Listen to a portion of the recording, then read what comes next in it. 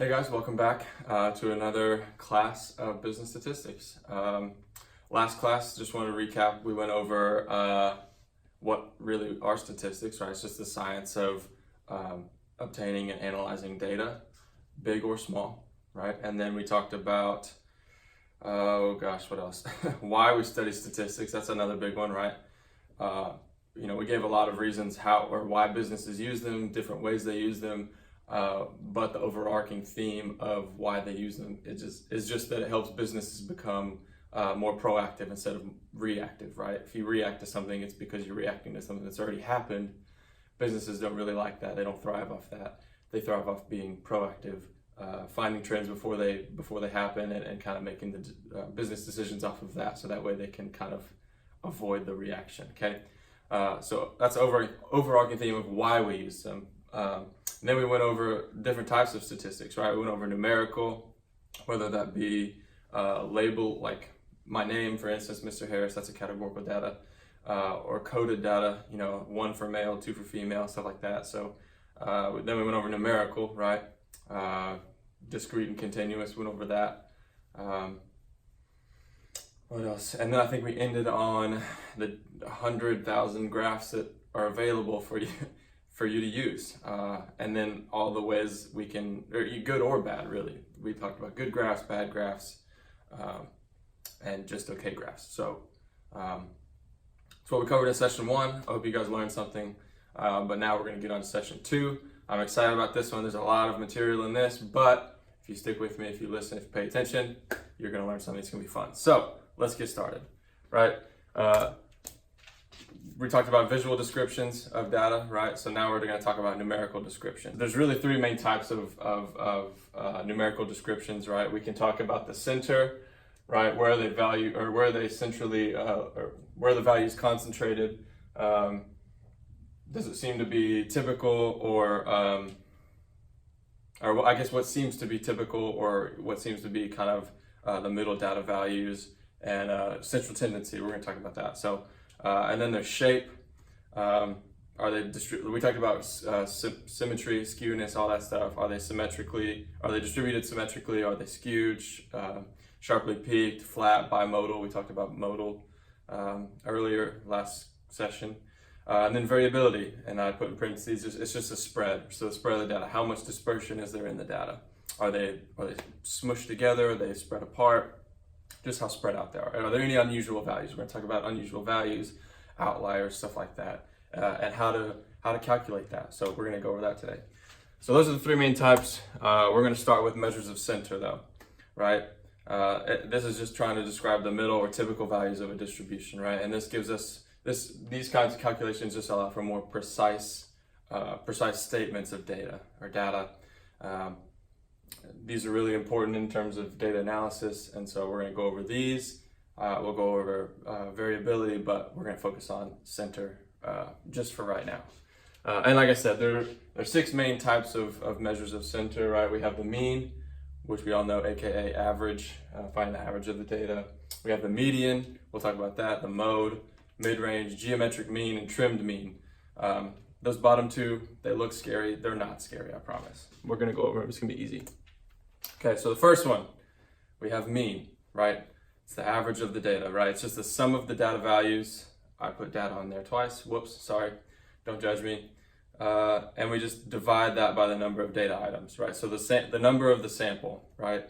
That's what N stands for. The N is how many people we sampled, or our population, okay?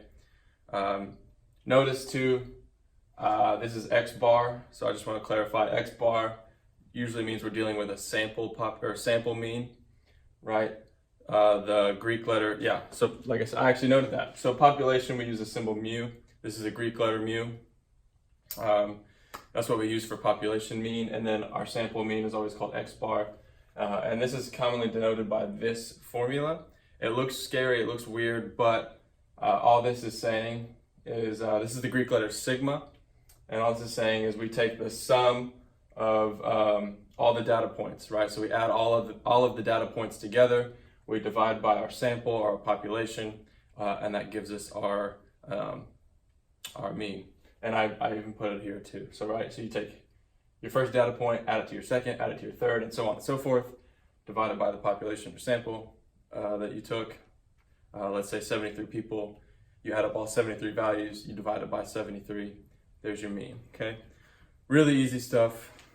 It's not bad. So the median, okay? The median is commonly denoted by a capital M for population, that is. You could probably do a lowercase m for sample. That's usually the way they do it, capital for population, lowercase for sample. But all it is just the 50th percentile of the midpoint of the sample data. So whatever is halfway between your sample or your population, that's your median, right? And so there's a couple ways to do this, right? If your sample is odd, then your median is the middle observation in the sorted data array, which data array is just like the string of numbers in your sample, okay? That's nothing too bad. But if it's odd, like this one here, like you have 1, 2, 3, 4, 5, 6, 7, that's obviously 7 is odd. So since you have 7 of these, the median is just the middle data point, right? So another way to do it is you could just sort these up. You could sort them from ascending to descending, or in descending order, or ascending order from lowest to highest, and you just mark them off until you get to your middle, and there's your 6, right? So if it's odd, it's just the middle data point. If it's even, which in this case looks like you have, instead of 7, you have 8 data points. You have 1, 2, 3, 4, 5, 6, 7, 8, yeah. Since it's 8, you take the 2 middle points, the 2 middle values, and you just take the average of those. Okay, it's really easy. 4 plus 5 is 9, divided by 2, 4.5, there's your median, okay? That's only if it's even, okay? Again, mean, median, mode is next. Those three are the really common types of data analysis, but they're also the very, very, very simple. So we're gonna use these more as we go into this, but just simple, that's what this is. So mode, if you haven't heard of that, it's just the data point that occurs most frequently in the data, right? It's really easy to define, but hard to calculate. Only in small samples is it really kind of easy to calculate, just because it doesn't really require that much calculation or that much work, because you can kind of just look at your small sample and see like which number occurs the most. And like I said, it's most useful for discrete categorical data with only a few distinct values. Like I said, really small sample sizes. For continuous data, it's kind of hard to use just because it can be any, like I said, continuous data, if your weight or something like that, it's really hard to get the same value. So it's rarely used in that kind of context, just because same values don't really occur that often. But I put a little dot plot here, just kind of help you guys visualize it for all you visual learners out there, right? So we have our data set right here. You see they did a little dot plot, so 10, 15, 20, 25, 30, 35. And you can see the number 20 shows up 4 times. So that's our mode. It shows up the most, okay? Really simple, really easy, not that bad to do, okay? So that's what mean, median, and mode are. If you have any other questions, you can pause the video, you ask Ms. Bernardi, she'll help you out. But these are easy, okay? And just real quick, I want to talk about shape. Again, we talked about symmetry, skewness, all that stuff. Well, the mean and the median kind of help us determine what kind of symmetry we're dealing with here, okay? So a lot of times we can go, we can look at skewness and kind of compare the mean and the median and kind of get our shape. Just another way of looking at it. So in symmetric data, the mean and the median are about the same, right? You can see that here, I hope. But if the mean and the median and the mode are all kind of equal to each other, then it's a symmetric data, or a symmetric distribution. Skewed left, or skewed right, excuse me. If the mean exceeds the median, so skewed right? If the mean, remember we look at a graph, we look at it from left to right. Normally that's how we look at it, okay? It doesn't look like the mean is greater than the median because it slopes down this way, but if you read it from left to right, you can see the mean is greater than the median, okay? Don't get that confused. I know it's kind of confusing to look at, but the mean's greater than the median, then it's a skewed right data symmetry. Okay, and then for skewed left, same thing. If the mean, it's just when the mean is below the median, right? The mean is to the left of the median, which is less than, okay? Left to right, remember, read graphs left to right. That means it's a skewed left that has a longer left tail, okay? So these kinds of tricks are just kind of ways, easier ways, instead of having us plot out the whole thing, visualize it, stuff like that, draw a graph. We can just find the mean and the median, and it kind of helps us determine skewness and shape and all that stuff. So it's just another way of describing central tendency. Really easy. Hope it makes sense. If not, that's what the PowerPoint's for. So right now we're going to stop the video. I just want to really quick go over those three mean, median, mode points real quick. I want you guys to team up, go through these three problems, and then we'll get back to it. See you guys after the video. See you guys after the work.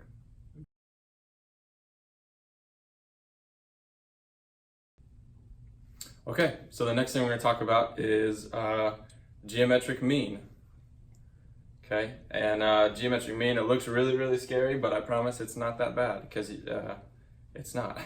But it's commonly denoted with a capital G. Like I said, G probably means, or capital G is probably denoted G for the population, little g for, you know, all you gangsters out there, I guess, but mostly for sample. Okay, but it's just a multiplicative average, right? It's obtained by multiplying the data values, so taking the product of all the data values. Instead of the sum, right, we take the product, which is the multiplication of all of them, for those of you who don't know what product means. And then we take the nth root of the product. So the nth root, it's not that bad, I promise. I know, I hope you've all heard of the nth root or something similar to it, right? We have a square root. I know we've all heard of that, but we take the nth root. So we can have a cubed root, a fourth root, fifth root, sixth root, seventh root, eighth root, goodness, all the way up to our sample size, right? And so this is looks like the Greek letter pi. That just means you take, so instead of sigma, which is the sum, right, we take pi, which is the product. Again, for whatever reason, they love alliteration. I don't know, it just makes it easier to remember, right? Sigma, sum, pi, product, easy to remember, okay? So you take the product, so you multiply all of your data points together, and then you square root, or take the nth root. So you just put a square root here, and then you put like a 6, like let's say you have 6 data points. You multiply all 6 points together, you put it under a root, and then you put a 6 right here. So you're taking the 6th root of all of your data points, right? So just for fun's sake, you can take a cubed root, which is the 3rd root, and if you take a cubed root of 8, the cubed root of 8 is 2. And the way to think about that is 2 times 2 is 4, times 2 again is 8. So you'd have 2 times 2 times 2. That's what the cubed root means, okay? I hope that makes sense. Like I said, it's one of those things that needs to probably be taught more, but we're teaching it now, so you're welcome. You're learning something. These kind of applications are most common in business and finance, mainly dealing with growth rates. So like if you're looking at the growth rates of a company, growth rates of, and returns on portfolio of securities. I've only normally used it for growth rates of businesses, so I'm not really sure what the returns on portfolio of securities means, but apparently it's important. So it's just something to think about. That's kind of the application. You're like, oh, why do I use this? It doesn't matter to me. I'm never going to use it. Well, you might, because you may have to determine, is your business actually growing or not, which is important because we all want to be employed and be, get paid to work. So, and we can't do that if our business doesn't grow, right? So that's what the geometric mean is, okay? Mid-range, it's the point halfway between the lowest and highest values. Really easy, okay? It's a simple formula, and it's not as scary looking as the other one, the geometric mean, right? All we do is we take our highest value, add it to our lowest value, or addition is also associative, so you can take your low value and add it to your high value, either or, whichever you prefer. And then you just divide it by 2, and that gives you your mid-range, okay? But like I said, it's easy to calculate, but it's also kind of, can be kind of not that accurate because it also plays into extreme values, like I said, outliers, unusual points, stuff like that. So it can kind of that can kind of affect this mid-range here. So not always an accurate depiction of mid-range or central tendency, but if you have, good data values that aren't unusual or outliers, this is a good thing to use for, kind of gives you a central point to locate, okay? Last thing we're gonna talk about is trimmed mean. And trimmed mean is kind of exactly like it sounds, right? When you buy a steak, let's say, that steak also sometimes has some fat on it, right? In this case, if we we have a data value, like let's say we have a sample of 33, right? I think I actually have it on here. Let's say we have a sample of 33. So we buy a 33-ounce steak. Let's just classify that. We buy a 33-ounce steak, and it's 95% lean meat, 5% fat. We want to trim off that 5% of fat and just make it all lean, right? We want those we basically can say that we have 5% of outliers or unusual points we kind of want to get rid of. So we say, all right, I want to trim off that 5%. Okay, so what we're going to do is, how do we find the 95th or 95% of 33? We just do a decimal, right? 0.05. That's how we classify percentages, right? And whenever we multiply and try and find it. So 0.05 times 33 is equal to 1.65. So that means 95% of 33, and like I said, it's 1.65, but we always lower it. We never round up to the next highest integer. We always lower it to the next lower integer. So in this case, 1.65, we lower it to 1, right? So that means on either side of the sample, we take off 1 value. So instead of taking the average or the mean, or instead of taking the mean of 33, we're going to take the average of the mean of 31. Okay, we take off 1 from each side, and that kind of helps trim that mean, make it a little bit more accurate. If you have any outliers or stuff like that. We'll talk about outliers and stuff in a little bit, but this is what trimmed mean is, right? Just trimming the fat. Think of it that way. Trimming the fat, trimming the outliers, trimming the unusual data. Also keep in mind, I underlined this here. It's got to be sorted, okay? If you try and trim the fat of unsorted data, you may trim off the data point that's right next to the mean, and you've thrown off all of your data point. You've thrown off all of your analysis because you've inaccurately trimmed the fat, okay? You wouldn't cut a steak right down the middle and then call that a 5% trim, okay? You wouldn't do that. So we want to only trim the fat. We have to sort the data from lowest to highest first before we trim it, okay? And like I said, just mitigates the extreme high values on either end. So make sure if you trim off one observation on the high end, you have to also trim off one observation on the low end, okay? That's what trimmed mean is. All right, another stopping point. You get to not listen to me talk for a little bit. You're welcome. Team up, do some of these, do these 2 problems, talk about them. There'll be a class discussion. Ms. Bernardi can help you guys out. I'll see you guys after. Peace out. All right, so we've talked about all the different measures of center. Talked about mean, median, mode. What was the other one? Mid-range, geometric mean, and trimmed mean, right? All those are really nice. They're not that bad. So I hope you guys actually learned something. But now we're going to talk about measures of variability, okay? Measures of variability, right? It just means the measures of the shape. So what does the shape of the data look like, right? Is it symmetrical, right skewed, left skewed? Are there bimodal patterns to it? Is it flat? Stuff like that. That's what we're going to be talking about here, okay? Because like I said, we can use mean to describe the center of the distribution, but it's just as important to describe the variation and the shape of it, right? If we're missing a whole section of data over here, and we have a huge section of data over here, we're missing something over here, right? So we need to go address this and fix it. And so the different types of measures of variability, right? We have range. I'm sure you guys have probably heard range before. Variance. I briefly touched on variance and standard deviation in the first video, but we're going to really talk about variance and standard deviation here, coefficient of variance, and the mean absolute deviation. Okay, so these are looks like five really, really important ones that we use, but we'll talk about range first. Range, really easy, really simple. It's just the difference between the largest and the smallest observations, okay?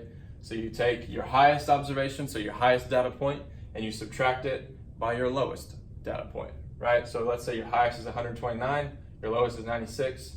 129 minus 96, you get 33. That's your range, right? That's how spread out your data is.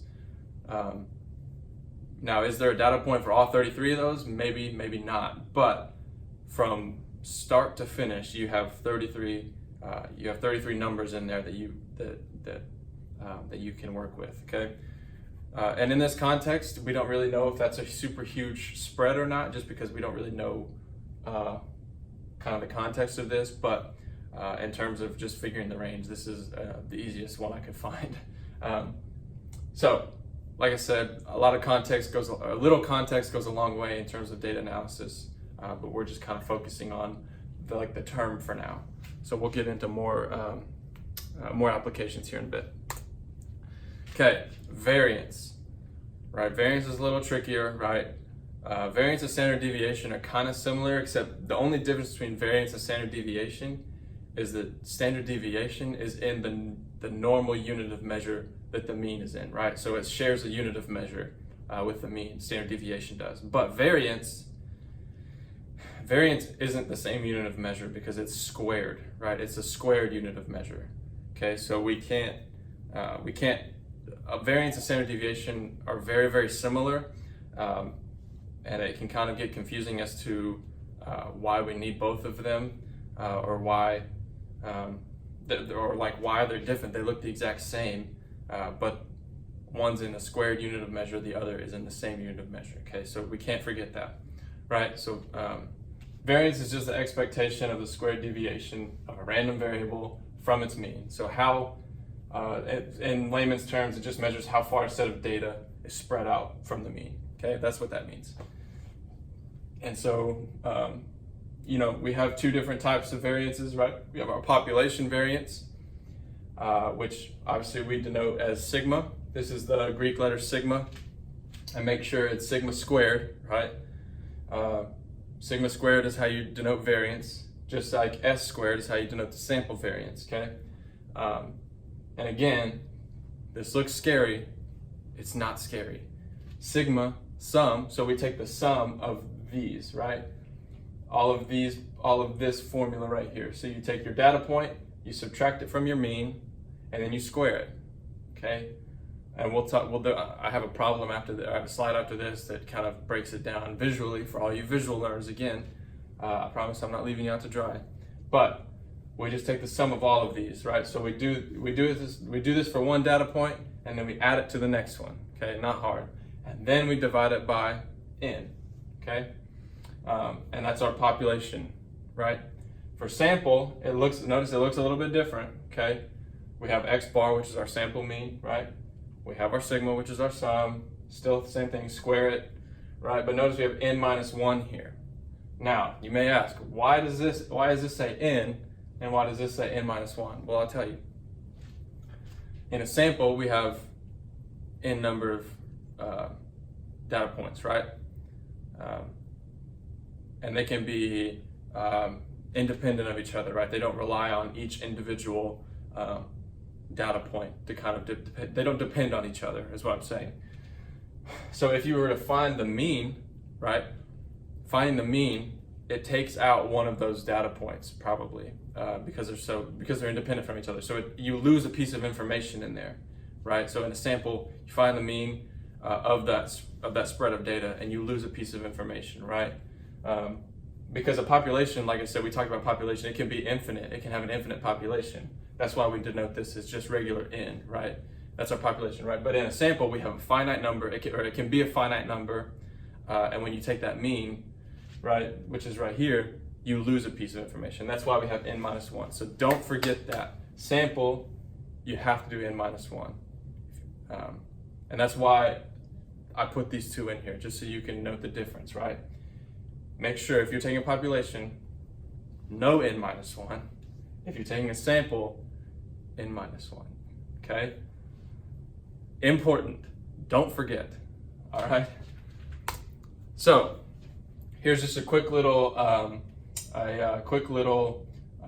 quick problem we can look at, so that way you can kind of get a feel for how the formula works, right? So notice this is, I'm hoping you're saying population variance.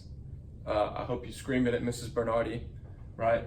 This is population variance, okay? So we're gonna take, all of this is gonna be over the population n, right? So no n minus 1 because it's a population. I can't say that enough. I'm gonna say it 1,000 times so you get it drilled in your head. We have our data points here, 1, 2, 2, 3, 4, 5. Really simple data points, I know, but you're okay. We have our mean here, and you can check the math on this. I'm sure the mean is probably 2.83. They did it for you, so you're welcome. And then what it's doing for you is doing the x minus the mean. So 1 minus 2.83, 1 minus 2.83, you get negative 1.83. Oh no, a negative number, what do we do? That's what the square is for. A squared number, right? Anytime we have a negative times a negative, I hope you learned this in math, a negative times a negative equals positive. That's why we square it, right? We can't have a negative variance. That's why the square is so important. Can't have a negative variance. Okay, so we square it, we get 3.35. And that then goes right here for our first sum, okay? Or our first point to eventually sum all of this together, right? And then it just goes down the line, 2 minus 2.83. Negative number, but hey, again, we're gonna square it. We get a positive number. Same thing for this one, okay? All of it until we get down to here, and then we just add all these points together, 3.35, 0.69, 0.69, 0.03. We get 10.84, and then of course, we have to divide by the population the population that we have. So right, in this case, the population number is 3, 4, 5, 6, right? So we divide 10.84 by 6 and we get 1.81. That's our variance, right? That's how far the data spreads from the mean, okay? This is just a way of measuring that shape, measuring that variability, okay? That's what variance looks like, right? Pretty simple. I hope it's simple. I hope it makes sense. If you're still not sure what variance is, like I said, there's a book here for you. I don't think I could have explained it any better, but oh well. Standard deviation, right? The standard deviation, again, it's a measure of the amount of variation or dispersion of a set of values, but it's set in the same unit of measure as the mean. That's the difference, okay? That's the important difference I want you guys to remember, okay? So again, note that it's obviously denoted sigma again, right? Denoted S for sample, okay? But notice there's no sigma squared here. Notice there's no S squared here. That's how you denote variance versus standard deviation, okay? Again, that squared moves over here to the square root. That's where the difference is, okay? So it's the same thing as variance, but we just take the square root of it. So right, if we were just gonna, I just wanna come back here real quick. If we wanted to find the standard deviation of this, we would just take the square root of this sigma squared, and we would just take the square root of 1.81, and there's your standard deviation, okay? So if you already have the variance, you can find the standard deviation just by taking the square root of the variance. Super simple. But if we don't have the variance, we have to use this formula, okay? Same formula as variance, but we take the square root. Really simple, okay? Again, a lower standard deviation indicates that the values tend to be closer to the mean, right? A high standard deviation means that it's a lot more spread out from the mean, okay? Again, goes back to shape, always back to shape, right? This does deal with variability. I hope you guys remember that. And again, notice, divide by n for population, divide by n minus 1 for sample. It's important that we remember this, okay? So, that's what standard deviation is. And like, again, I gave you an easy, simple problem so you guys can see it visually, okay? So this is actually a sample. So this is sample data. Our n is 8, right? Our mean, it gives you the mean, x bar 16, okay? So here's our formula, right? Remember, sigma is the sum of all of that formula, x minus x bar, okay? Actually, I guess it's, yeah, x minus x bar squared, okay? So that's the sum of all of those, right? So we have 10 minus x bar squared plus 12 minus x bar squared plus blah, blah, blah, so on and so forth, okay? You get what I'm saying? And then remember, this is a sample, so we have to divide by n minus 1, right? N minus 1, so 8 minus 1, 7. That's where that comes from, okay? So 10 minus 16 squared plus 12 minus 16 squared plus 14 minus 16 squared, right? And again, order of operations is key here. If you didn't learn order of operations, look it up, okay? We have to take care of what's in the parentheses first, right? So 14 minus 16 is negative 2, and then we square it, okay? So negative 2 squared is 4, right? Because negative times a negative is positive. Negative 2 times negative 2 is 4, right? So that gives us that, and we make sure we do that for all of these data points here, okay? So we'll eventually, if you do the math right, you'll get 130 over 7, and then you just take the square root of that. It's really simple, really easy, guys. And then you get 4.308. That's a measure of the average scatter around the mean, how far out the data is.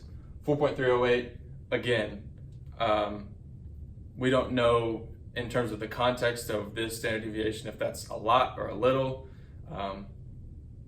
That's where the context comes into play. This is just a generic problem for you guys to look at, okay? So that's how we find standard deviation if we're not given the variance, all right? Just a really easy math problem. You guys can do this, but it's something it's super important. The later we get into this, we're gonna go over more different ways to use the standard deviation here in a second, in terms of determining outliers and stuff like that. That's what this is really used for. So, again, standard deviation, always non-negative, just like the variance, because of the mean, or because of it being squared, right? Because when you take because you can have a negative number if you do x minus x bar, right? So that negative number gets negated by that square root, or not square root, but by the square, okay? This is really obvious, but if every observation is equal to the mean standard deviation, what do you think it'd be? 0, right? Because if you do the mean minus the mean, you get 0. 0 squared is 0. That's really easy, okay? At the other extreme, you'd have the greatest dispersion of data if it were concentrated at the data's min or maximum. So if you had all data points, let's say you had a test, right? Let's say I gave you a test right now, and it was either a pass or fail. You either get a 0 or you get a 100, right? Some of you probably get a 100, good for you. Some of you may not get anything, you'll get a 0. Sorry about it. But if that was the case, right, the average would probably be, let's say there's 8 of you, 4 of you got 100, 4 of you got 0, right? That average would probably be 50, okay? Well, you still have 4 data points at 0, 4 data points at 100. That would be the biggest dispersion of data you can have, okay? So that's just the other extreme. And again, like I said, standard deviation can only be measured in the same units. So you can't, I put an example up here, you can't compare the prices of hotels in Tokyo, right? Because Tokyo's in, their unit of money is yen. And then you can't compare that to prices of hotels in Paris because they're in euros. Different forms of measurement, okay? And you can't also compare the standard deviation of means that differ, substantially. So like, I put another example, weight of apples, right? In ounces, of course. 16 ounces equals a pound, I'm pretty sure, if I remember correctly. You can't compare weight of apples to a weight of a watermelon. It just can't happen. It's just ridiculous. Watermelons weigh that much, or way too much, way more heavier than that of an apple. So we can't compare those means in the standard deviation because there's no reason to compare them. They're different. They're way too different. So I just wanted to talk about this real quick, just because I wanted you guys to kind of get some of the characteristics, okay? All right, next thing, coefficient of variation. Now this is a comparison tool that we can use to compare. Like I said, we can't compare things of different measure for standard deviation, but we can use this to compare data sets with dissimilar units of measurement, like I said, right? So kilograms and ounces is another one, or same thing, we can compare using for dissimilar means, right? Home prices in 2 different cities, right? I can compare a house price here in Conway to a house price in, I don't know, let's say Northwest Arkansas. I'm from Rogers, let's just say Rogers, okay? I can compare those two. they may be, I'm not sure how much different the cost of living is, but I'm assuming it's different, okay? I think that actually cost of living in Rogers is higher, so don't move to Rogers because it's a great area, but it costs you more, okay? But this is a way to measure and compare different units of measure or just dissimilar means, okay?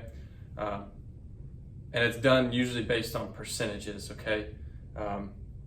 So in this case, coefficient of variance, we just classify it CV, really easy, right? We take the standard deviation and we divide it by the mean, really simple. And then we times it by 100, and that gives us our percent, right? Because normally, right, the standard deviation is normally less than the mean. Normally, it can be greater, but not a lot of times. So we divide the standard deviation divided by the mean times by 100. That's our coefficient of variation, and then we can use that to compare between two different dissimilar units of measure. Okay, and again, population, sample. Always classify which one you're working with. Okay, so yeah, that's what coefficient of variation is. Here's an example.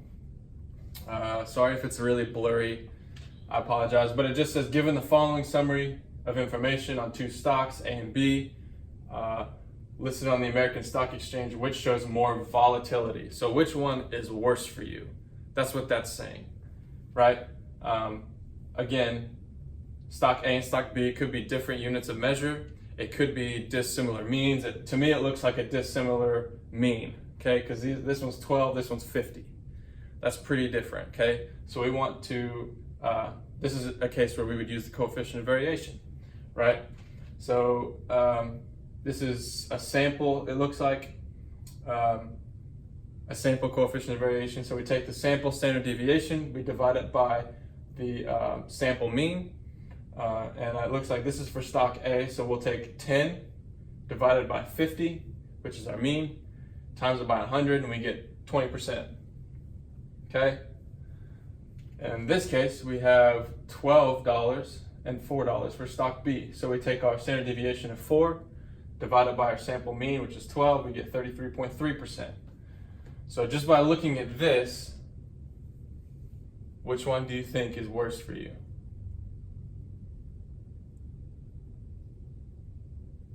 I'm just kidding, I'm gonna tell you. If you look at this, you can see that the data disperses 20%, okay?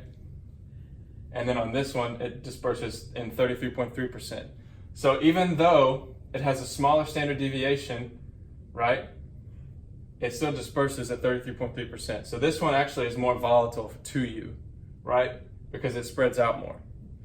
And the reason being is it has a lower mean. If this was $50 and then, you know, a $4 standard deviation, this one definitely wouldn't be more volatile.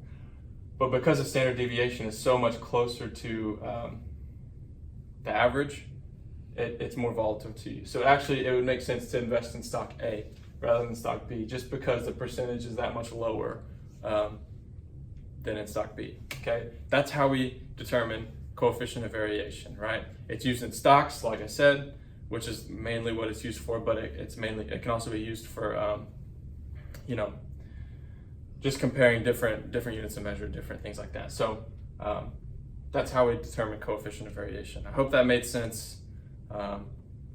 It should, hopefully, but we're gonna have more problems like this. Okay.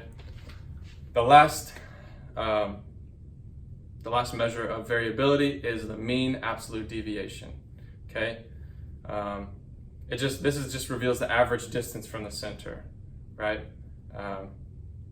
Like I said, we've dealt with mean, we've dealt with trimmed mean, all that stuff. This is just another mean, but it deals with deviation instead, okay?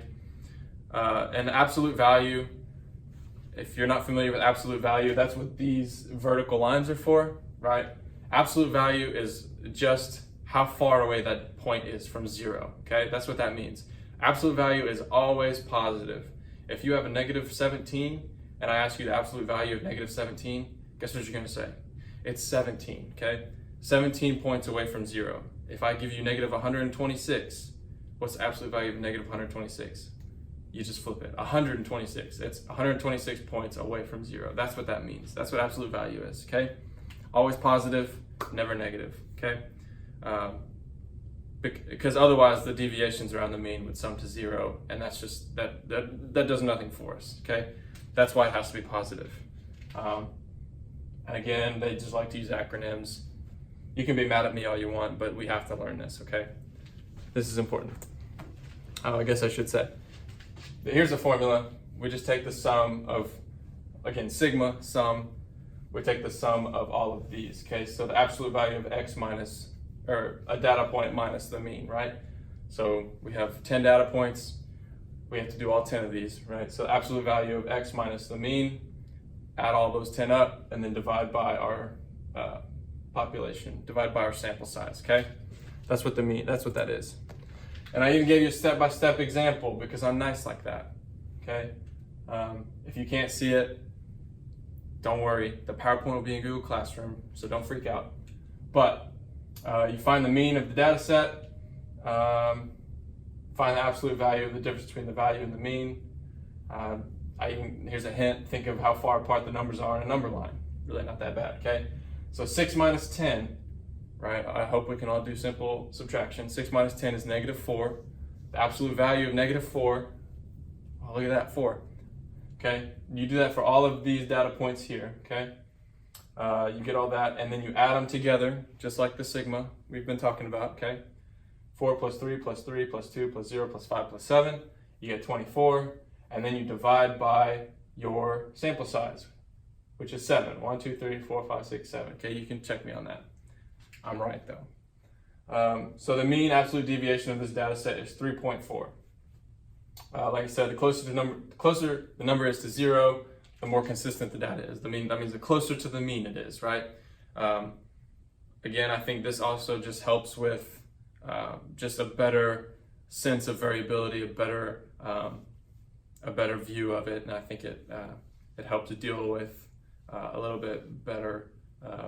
It helps deal with unusual values and outliers and stuff like that. But this is how you would classify or how you would calculate mean absolute deviation. So if you're ever stuck and don't know how, refer back to this PowerPoint and it'll help you, okay?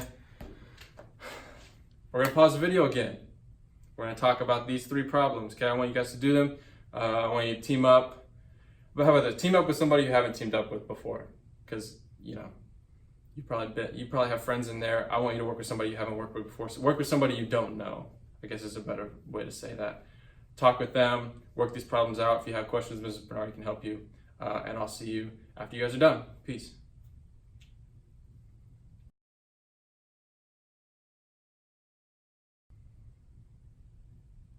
Okay, welcome back. Now we are going to talk about standardized data, right? What that is, what that looks like, okay? Again, this is where we come back to standard deviation, right? If you're ever asking, why the heck do we learn this stuff? Why do we use standard deviation? Here's why, okay? It just kind of, one of its main uses is to gauge the position of items within a data array, a data set. And so there's a theorem out there, and forgive me for butchering this, but it's a Russian mathematician. His name is, I don't even know. I'm not even trying to pronounce his first name because it's ridiculous, but it's Chebyshev, something like that. Okay, but he came up with this theorem, right? And it basically, and this is for any population. This is for any distribution of data, whether it's symmetric, skewed right, skewed left, bimodal, all that stuff. This is for any population of distribution. Okay, and it's basically just saying that with a mean and a standard deviation. Right, and if you were to go 2 standard deviations away from the mean, right? So mean plus or minus, this is just plus or minus. So you can do mean plus 2 standard deviations or mean minus 2 standard deviations. That's all that's saying, okay? If you were to go 2 standard deviations away from the mean, at least 75% of the data will lie within that range, okay?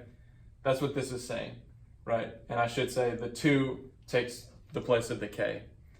Generically, that just means the mean plus or minus k sigma, sigma, okay? This is lowercase sigma, by the way, not uppercase, okay? That's all that's saying, okay? And then so for k equals 3, that means 3 standard deviations away. So you do the mean plus or minus 3 times the standard deviation. That's what that means. Mathematically, that's what that means, okay? Order of operations again, multiplication comes first and then addition or subtraction, okay? So we do the mean plus or minus 3 standard deviations away, at least 88.9% of data will lie within that range, okay? And then lastly, but not least, 4 standard deviations away. That's a long way, okay? That means 4 standard deviations away, that means 93.8% of data will lie within that range. That's what this theorem states, okay? And like I said, it's applicable to any data set, any distribution of data. These limits can kind of tend to be really wide just because it's not dealing with a really clean set of data, okay?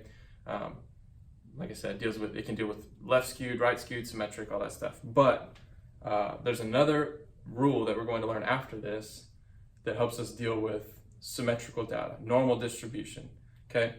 But I wanted you guys to understand this so that way when we go to the new rule of normal distribution, it makes a little bit more sense, okay? So that's what this theorem is saying.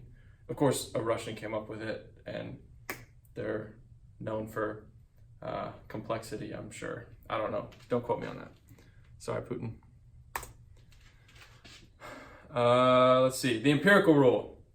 This is what we're talking about. This deals with a normal distribution, also what's known as a Gaussian distribution, okay?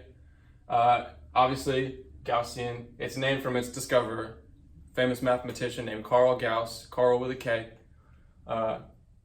last name Gauss, Gaussian distribution, right? This deals with normal distribution, so symmetric. When you think of symmetric, you think of that nice little bell-shaped curve. It's nice and evenly distributed. It's easy to look at. That's where he came in and was like, hey, I wonder if I can find data points that lie, or if I can come up with a generic way of figuring out the percentage of data within a certain range of the standard deviation. And he was able to do that. It's also known as the 3 sigma rule, or the 68, 95, 99, 7 rule, okay? Just provides a quick estimate of the spread of data in a normal distribution. Underline that word normal. Only in a normal distribution does this empirical rule work, okay? Only in a symmetric bell curve, given the mean and the standard deviation, okay? So specifically, the rule states that for a normal distribution, we expect the interval mean, mu, plus or minus k sigma, k times sigma, okay? In this interval, we can expect it to contain a known percentage of the data, okay? That's what he came up with, and that's what he proved. I'm not gonna make you prove it. Just know it's right, okay? So he's saying that for k equals 1, so 1 standard deviation away from the mean, 68.26% of data will lie, not may lie, will lie. Okay, notice the difference between this one, at least 75%, right? That deals with any distribution, and normal, at least 75%, and this one says it will lie within 1 standard deviation of the mean, okay? That's the difference between the empirical rule and blah, blah, blah's theorem, okay? So 1 standard deviation away, 68.26%. 2 standard deviations away, we can get 95.44%. So 95.44% of the data will lie within 2 standard deviations away from the mean in a normal distribution. And then we get to 3 standard deviations away, 99.73% will lie within 3 standard deviations away from the mean. That's most of your data right there. Okay, so that's kind of how we determine outliers, is this theorem here. Okay, that's what this theorem states. We'll talk about it in the next slide, but I just wanted you to get a sense of what he's kind of saying here. So more specifically, this is what I'm talking about. You have your nice bell-shaped curve here, okay? 1 standard deviation away from the mean. So either to the right of the mean or the left of the mean, right? Mean minus sigma, mean plus sigma, okay? 68% of the data will lie within that range. 34% on one side, 34% on the other side, okay?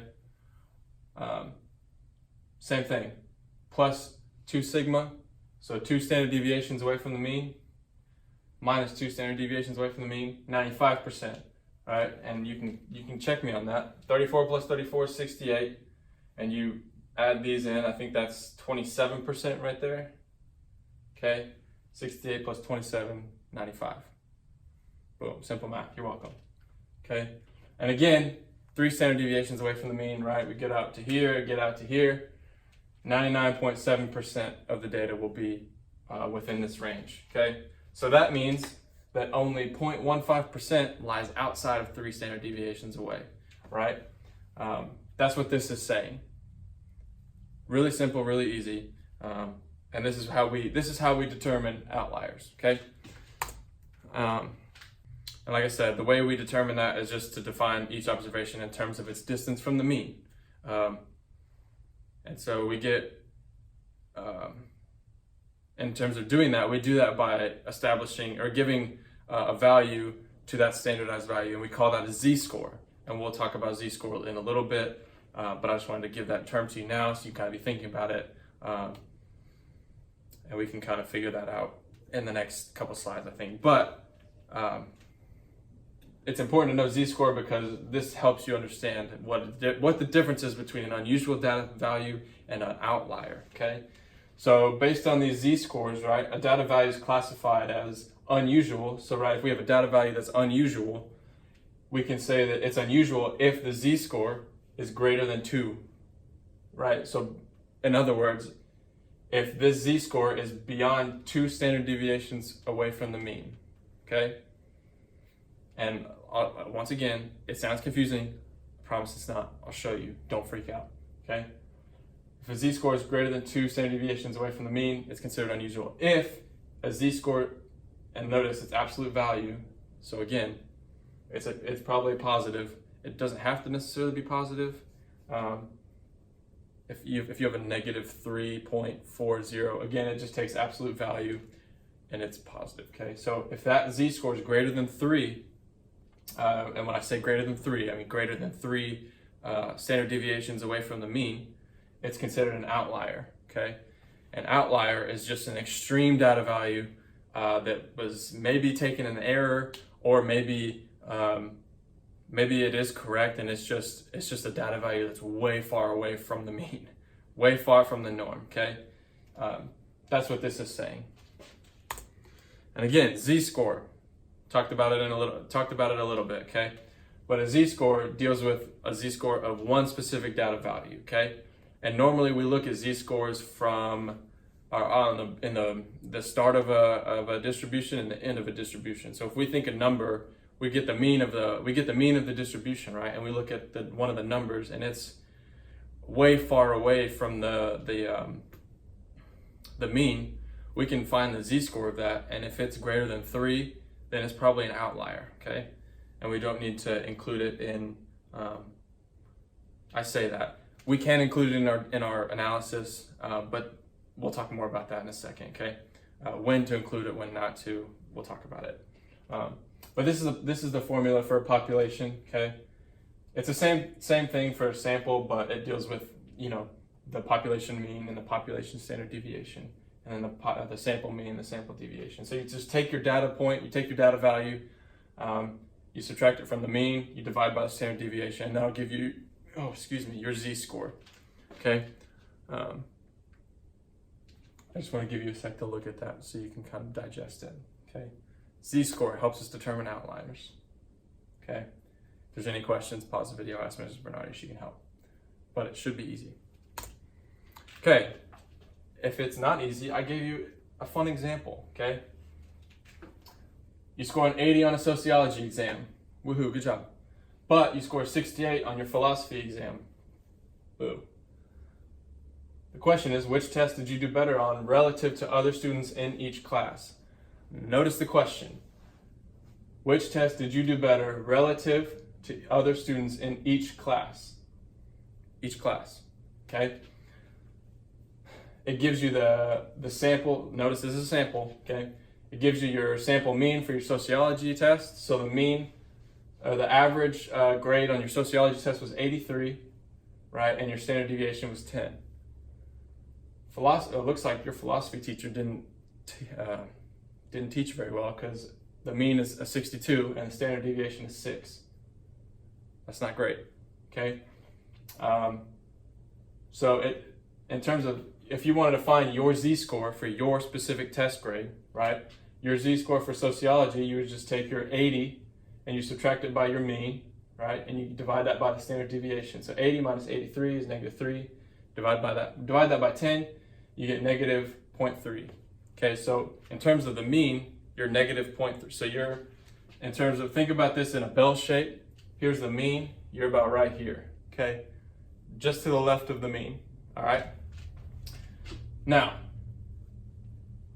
your z-score for philosophy, you take your test score, 68 on a philosophy exam, and you subtract it by the mean, which is 62, and you divide by your standard deviation.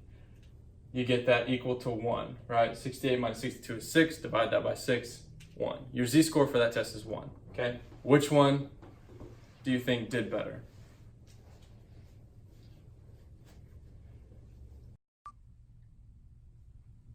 All right, let's talk about your z-score for philosophy now, okay?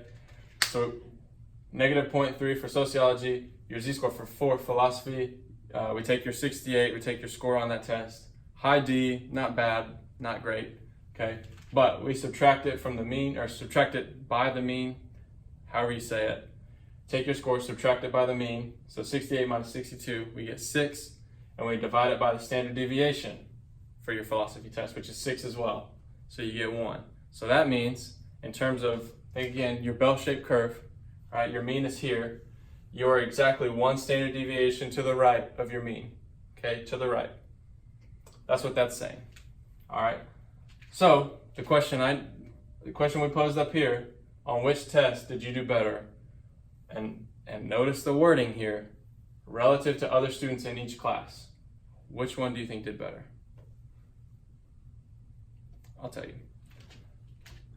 If you think about it in this way, you have a negative z-score here. That means you're to the left of the mean. So that means that you're between 0 and 1 standard deviations away from the mean. Closer to 0, but you're still to the left, okay? That means that in terms of that test, you did better than less than 50% of your, classmates. Sorry, I'm trying to think of the word. You did worse than, or did better than less than 50% of your classmates. For your test in philosophy, you did better than, let's say 70, a good portion better than your classmates in philosophy. So in that instance, you actually, even though this is closer to the mean, it's a smaller z-score, you still did better on your test for philosophy, okay? Just because you are to the right of the mean, right? That's the way I can kind of think about it. Remember, like I said, we read graphs from left to right normally. In this case, this is to the left, this is to the right of the mean. So in this case, you did better on your philosophy test. That's how we use z-scores to compare different things, okay? This is a good example of it. You compare tests, compare different things like that, compare profit, margin, stuff like that. So this is how we can use z-scores, right? Super easy, super awesome, and it works really, really well, okay? We're gonna pause the video again. You're welcome. Like I said, I don't ever feel like I should talk for 3 hours, nor do you want to hear myself or hear me talk for 3 hours, nor do I want to hear myself talk for 3 hours. Just watching these videos, it gives me cringes. So problem to think about. I want you guys to team up. Again, find somebody you haven't worked with before. Do this problem, talk about it, work it, and then Mr. Barani can kind of talk you guys through this discussion, and we'll get back to it after that, okay? See you guys.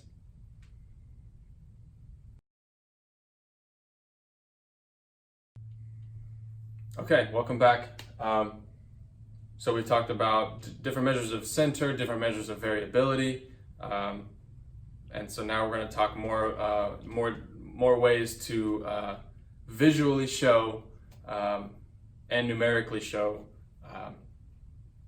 measures of variability and measures of center, because these go hand in hand. Sorry. But anyway, we're gonna talk about percentiles. The first thing we're gonna talk about, percentiles, okay? So what this says is if you've taken any kind of ACT, SAT, which I'm sure you had to get into college, so you're familiar with this, right? They put you into this percentile if you've taken a test, right? So if you took an ACT and you scored in the 83rd percentile, that means you scored better than 83% of the people who took that test. So that's pretty good. That means you're in the top 17% of all test takers, of all the people who took the exam, which is pretty good. Congrats. You're welcome. Good job. But let's say I wanted to find the scores in the 95th percentile, okay?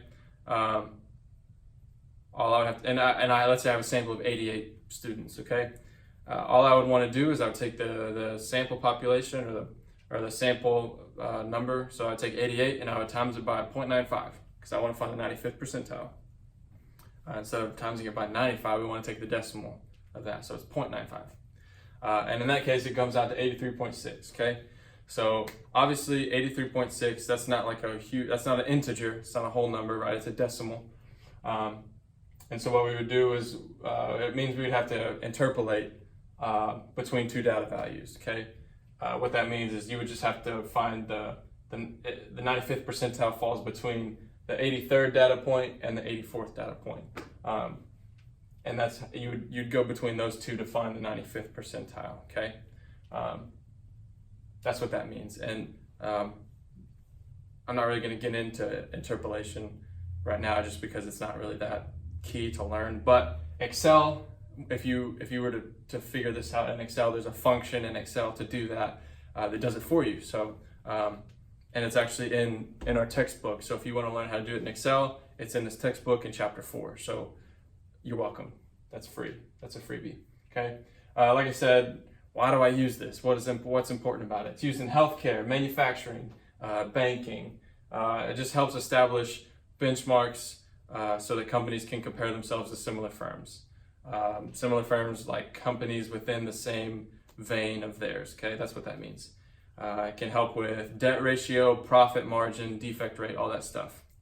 That's what this can kind of help. That's what percentiles can help do. Establish benchmarks, helps them, like I said, be proactive and not reactive, okay? HR, human resources, right? They're used in employee salary benchmarking. So if you're applying for a job, you get the job, they offer it to you. A lot of times they base what they offer you on a benchmark of other people in that area, right? They compare percentiles of salaries, similar positions, similar salaries, and that's how they kind of come up with that. So whenever you get a job, just know you can do this yourself and you can figure out a fair salary for you, and you can look smart in front of your soon-to-be employer. So everybody wants a fair wage. So this is a way to do that, okay? We've touched on percentiles real quick, I know, but the more important part of what we're learning now is what's called quartiles, okay? Quart, quarter, 4. You can kind of denote it into 4 different quarters, right? And I know it's denoted Q1, Q2, Q3.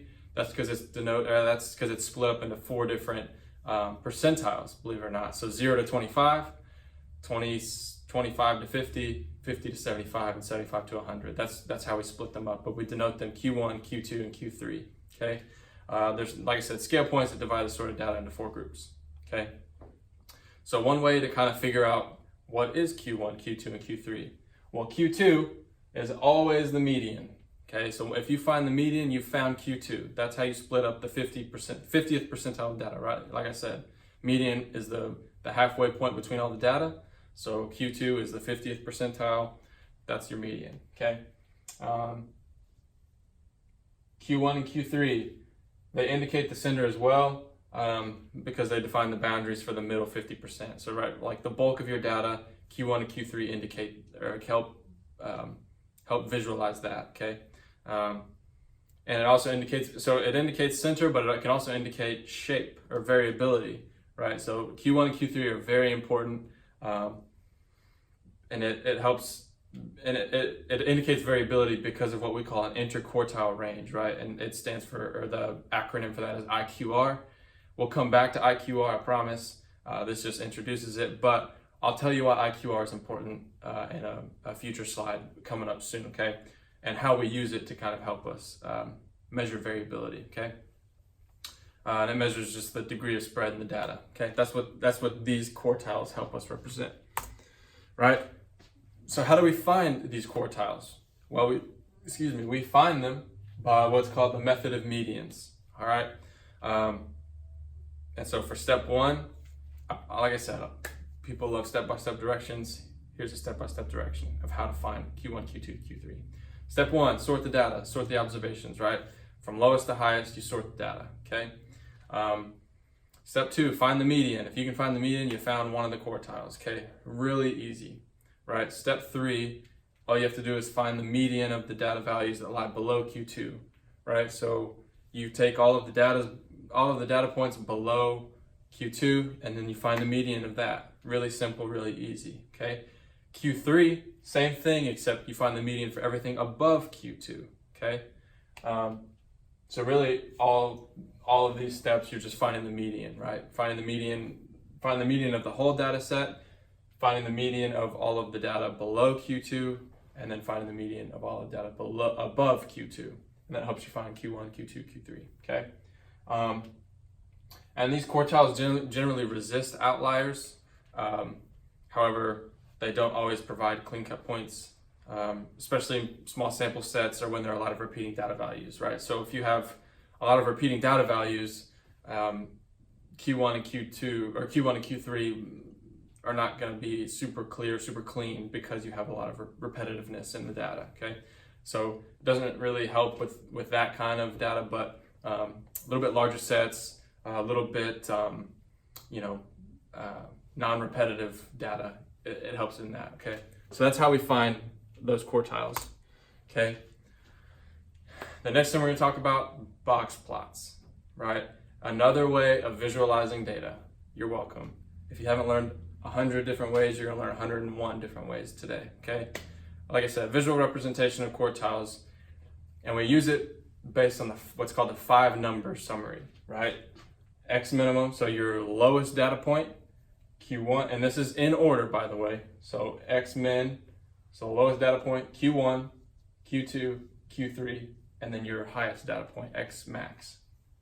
Okay, and for all you visual learners, again, I put a little picture over here so you can kind of see it. Okay, our lowest data point, our quartile 1. This is a whisker, right? Hence the box and whisker plot. A whisker, if you like cats, I don't, but Q1, okay. Your median, also called Q2, okay. Upper quartile, Q3, and then your X max, right? Your highest data point right here, okay. And again, whisker, box, whisker, okay. And this is what's called your interquartile range. So from Q3 to Q1, your interquartile range. And again, we'll come back to that. And this, again, we can use this to show center, position of the median, shows variability, width of the box, and the range, again, between your minimum value and your maximum value. And again, we also can use this to show shape, so skewness, right? If the whiskers are unequal length or if the median is not in the center of the box. This can help us describe the data, if it's symmetric, skewed left or skewed right, okay? That's how we classify a box and whisker plot. Okay, so this slide I put in here so that way we can talk about shape of a box and whisker plot, okay? These help us define symmetry, skewness, all that stuff. So I just wanted to kind of visually show you what it looks like, okay? So in this case, we have this first one, and I won't do all 6 of these, but you can go through. I'll just do these first 4 here. But I just want to get you guys to look at this, okay? So we have this one here. The median is pushed over here to the left of the box, right?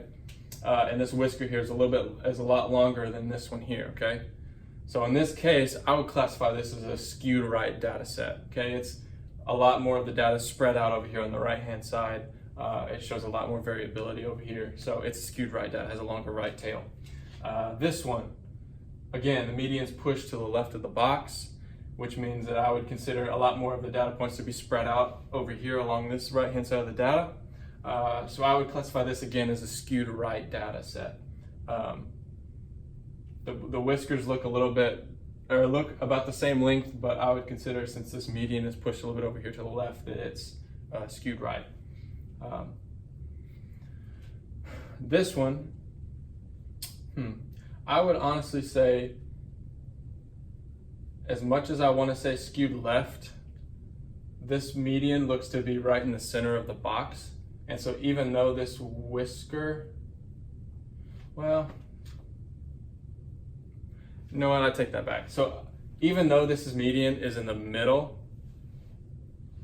just due to the length of this whisker here, I would still classify this as skewed left, just because of how spread out that data is.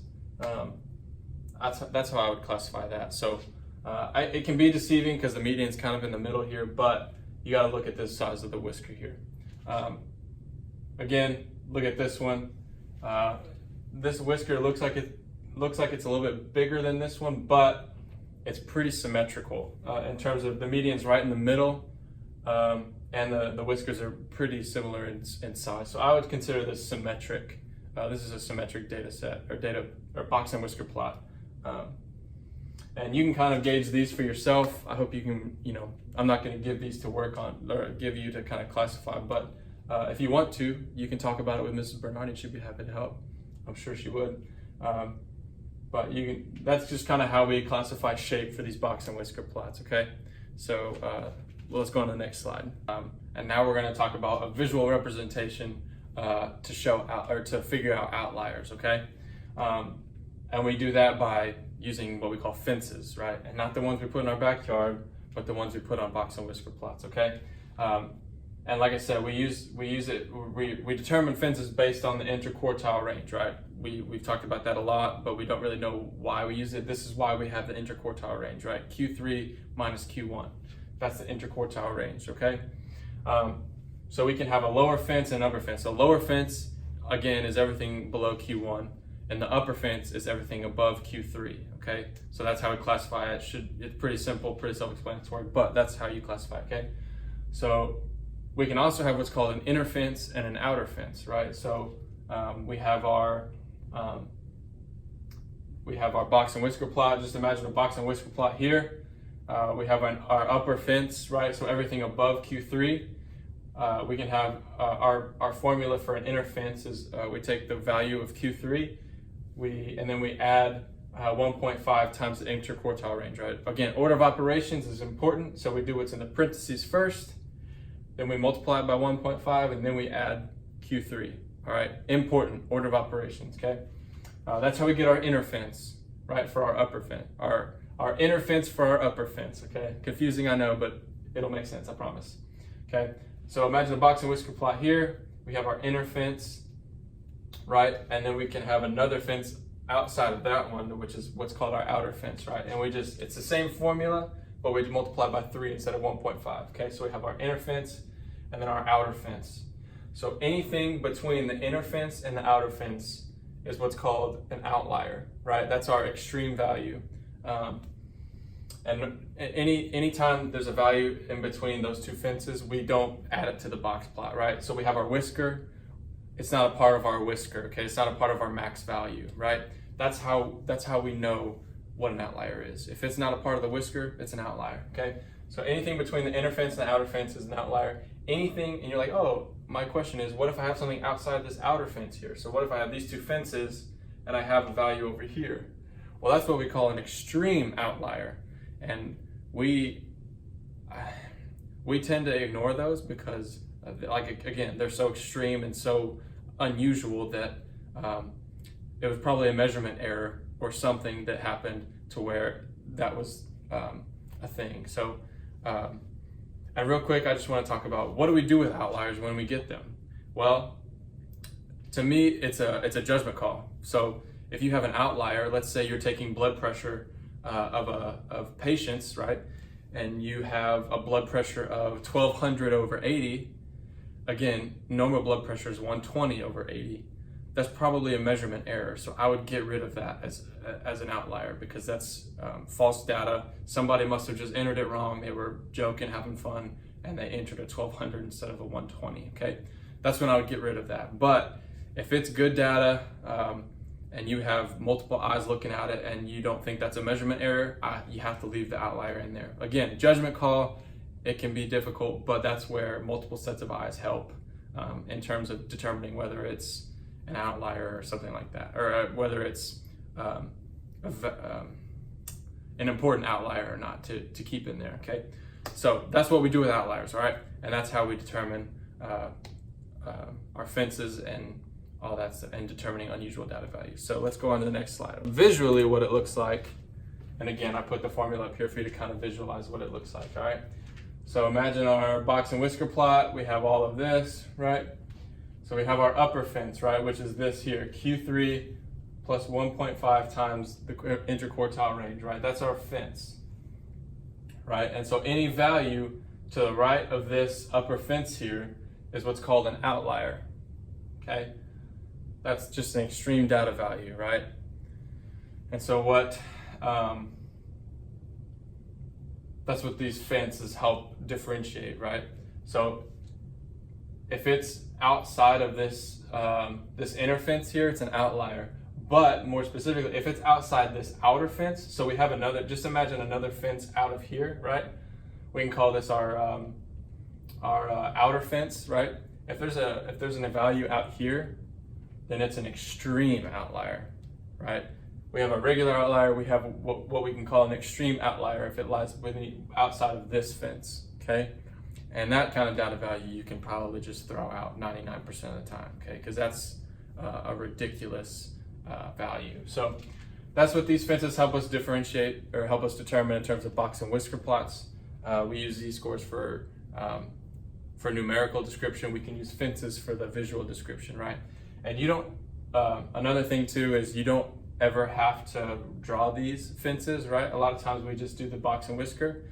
The fences are usually invisible, that are just there so that we can kind of determine if this value is an outlier or not, okay? And if it's an outlier, we don't need to put it in our box and whisker plot. That's what this helps us differentiate between, okay?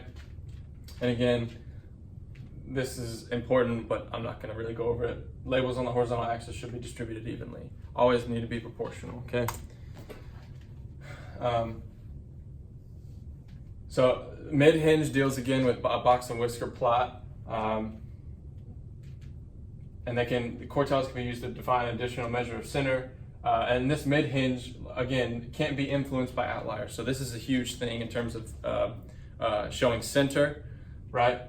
And it doesn't get affected by outliers. We call it the mid-hinge, right? So think about a hinge. What does a hinge do? Well, a door hinge, right? It helps you open the door, and it kind of it uses a pivot point, right? So think of it in terms of a box and whisker plot as a door. So like if you were to take, it's just the average of the first and third quartiles first off, right? So Q1 plus Q3 divided by 2. Think of it as a door hinge. If I was to put a hinge right there in the middle of a box plot and I would fold it, right? That's right in the middle, it should line up, okay? That's what a mid hinge is. And again, since the median Q2 can be anywhere within the box, the median can be anywhere within that box. Our mid hinge is always in the middle of the box, right? So we have a new way to describe shape. We have a new way to describe skewness, right? And I put this over here. If the median is less than the mid hinge, it's a skewed right data. That's another easy way to say it. Oh wow, okay, I guess that's important. Actually, I think I need to refilm one of the,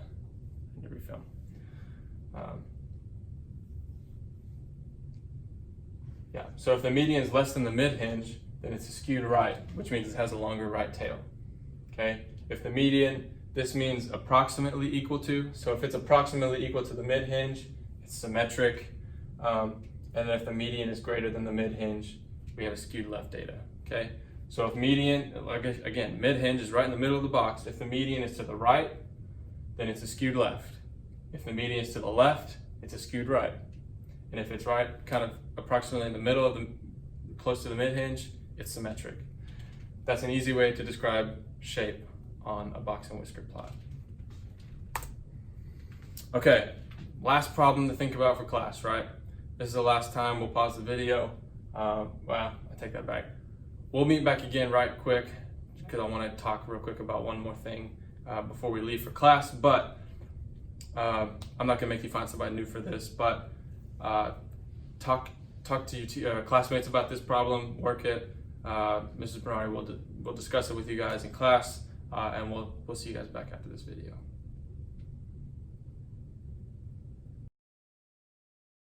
Okay, very last thing. You can hate me if you want, but I don't care because I'm not there. We have a take-home quiz for you, okay? You're welcome.